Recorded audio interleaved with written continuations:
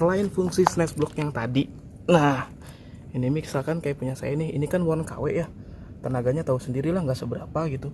Ini saya udah pakai setup pakai 3S aja masih nggak seberapa. Nah kalau kalian punya snatch block ini, itu bisa di setup, ditambahin tenaganya sedikit. Nah konsepnya sama, jadi tuh kayak gini juga. Jadi dibikin ke sana, dari winch tuh narik mobilnya lagi gitu. Tuh dari ini narik mobilnya lagi, dan ini ditancepin ke ground anchor, jadinya tenaganya harusnya double. Nggak double juga. Jadi kalau menurut saya sih dengan konsep kayak gini, dari power winch sih bisa nambah sekitar 30% tenaga winch gitu. Yang tadinya agak loyo banget gitu, dengan konfigurasi kayak gini itu pasti 30% lah nambah harusnya sih power dari winch. Jadi kalau yang winchnya pas-pasan banget, misalkan narik sampai nggak kuat, udah stall banget, itu winch lebih baik konfigurasinya kayak gini. Jadi dari winch muter ke snatch block, pasangin ground anchor, diikat lagi ke mobilnya, atau bisa diikat ke atas juga, ke sini juga boleh juga. Yang penting konfigurasinya kayak gini, itu bisa nambah sekitar 30% power dari winch. Oke, sekarang saya mau jelasin kegunaan daripada tali strap. Nah tali strap ini yang tadi di atas. Nah tali strap ini difungsiin tuh kalau misalkan mobil posisinya udah miring. Ini misalkan udah miring parah banget nih, kalau digas sedikit lagi udah pasti jatuh. Nah ini salah satu caranya biar nggak jatuh adalah diikat pakai tali strap gitu. Nah diikat, ditarik ke sini. Nah posisi tali ini bisa kalian injek, bisa kalian pakein winch anchor, diikat ke winch anchor terus ditusukin ke tanah gitu. Jadi bisa diinjek atau bisa ditusukin ke tanah. Kalau saya sih lebih suka diinjek. Jadi sambil posisinya miring kayak gini, biar dia nggak ngejatuh ke sana, tariklah si tali strap ini gitu loh. Nah baru digas biar nggak bakalan jatuh. Sebentar saya praktek.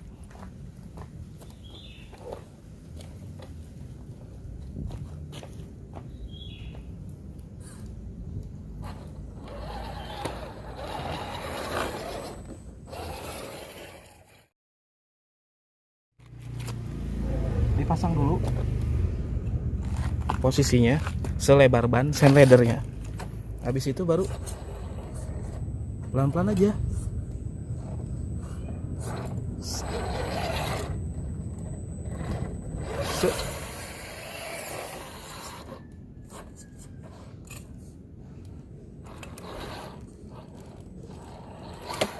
Sip, turunnya pun bisa turun dengan baik. Ini part terakhir yang mau saya jelasin. Sebetulnya ini tuh basic kerjanya sama kayak sand leather tadi tuh. Mentok kayak gini. Nih, kalau misalkan si lift jacknya ini bener-bener berfungsi ya, bukan lift jack pajangan, dia harusnya bisa diangkat dari bumper sini gitu kan. Dia narik ke sini, nahan di sini atau mau dimanapun gitu. Ini dipasang sini terus didongkrek, otomatis kan mobil ngangkat gitu kan. Tapi menurut saya kurang efektif, karena pasti si lift jacknya ini malah bakal bikin nyangkut. Atau misalkan dari depan sini juga sama gitu, kalau didongkrek ini kan pasti bisa naik begini kan. Tapi tetap aja begitu mobil digas pasti kan kedorong sama mobilnya, jadi nggak seefektif sand leather gitu. Jadi tetap aja menurut saya tetap lebih efektif penggunaan sand leather ketimbang pakai lift jack ini. Makanya ini sementara saya masih pakai yang pajangan, belum pakai yang fungsional bener-bener gitu, karena ya kegunaannya belum sekrusial sand leather, karena masih ketolong sama sand leather. Ya udah gitu aja penjelasan tentang alat-alat recovery sedikit yang saya tahu. Jadi kalau misalkan apa yang saya kasih tahu itu kurang lengkap, tolong ditambahin aja sama teman-teman di kolom komentar, atau apa yang belum jelas juga bisa ditanya langsung, ditulis di kolom komentar. Kalau saya bisa jawab nanti saya jawab, kalau nggak bisa saya tanya ke teman saya yang lebih jago gitu. Jadi alat recovery ini semua itu selalu saya bawa di mobil. Kalau misalkan mau trailing itu ke bebek, itu pun ada fungsinya buat gaya sih. Kalau ini mah bukan buat apa-apa. Ember buat kalau nginjak ayam bannya tuh dicuci pakai ember jerigen, nggak kepake, buat pajangan doang, isinya dikit. Sama satu lagi ya, nih karena remote saya kan ini nggak ada gantungannya ya. Kalau buat trailing scale, kalau menurut saya sih remote kalian tuh daripada ditaruh di tanah gitu, lebih baik digantung aja di leher gitu, bikin gantungan kayak gini pakai tali apapun boleh lah. Itu biar nggak kasihan. Saya kadang-kadang ngelihat kalau orang trailing remote-nya suka kemana-mana gitu di tanah, itu dianya apa ngikat-ngikat winch apa segala macam gitu. Kalau lebih baik sih pakai tali aja biar nggak berantakan kemana-mana. Udah ya, gitu aja semuanya. Saya harap udah jelas gitu, karena saya tahunya cuma segitu tadi, mulai dari apa tali strap. Tali ini juga penting juga nih ya, nih biar nggak berantakan kemana-mana. Jadi di roof rack itu diikat pakai tali kayak gini biar nggak berantakan kemana-mana barang-barangnya. Dan usahain banget pokoknya kalau main mobil RC trailing ya jangan sampai terguling gimana pun gitu. Jadi biarpun kita cuma sekedar main-main sama teman-teman, ya usahain kalau bisa jangan sampai terguling gitu, tetap trailing secara bener lah gitu ya. Kadang-kadang dibutuhkan fun juga, tapi kalau bisa ya latihan juga biar kalau misalkan ketemu trailing yang bener udah terbiasa.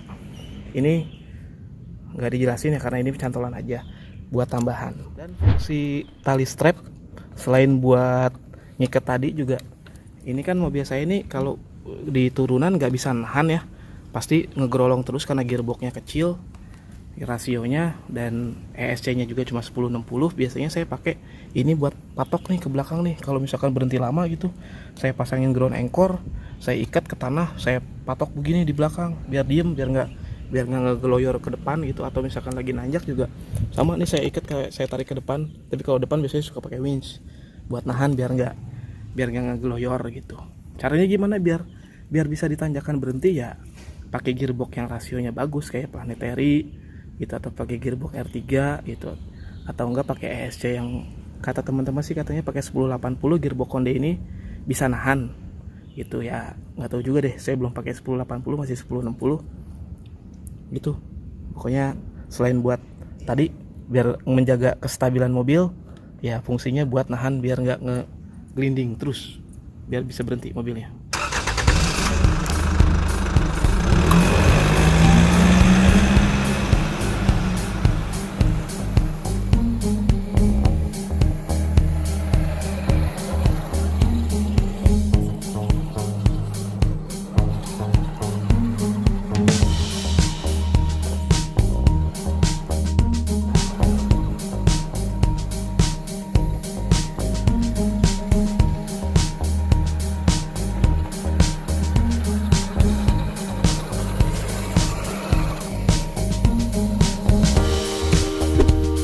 Yaudah segitu aja dulu videonya. Jadi saya bukan ngajarin teman-teman, enggak, saya cuma membagi apa yang saya tahu, sedikit yang saya tahu gitu sama teman-teman semua. Jadi kalau misalkan ada yang kurang-kurang, silahkan teman-teman tambahin semua di kolom komentar, atau saya ada yang salah ya juga silahkan kalian koreksi di kolom komentar.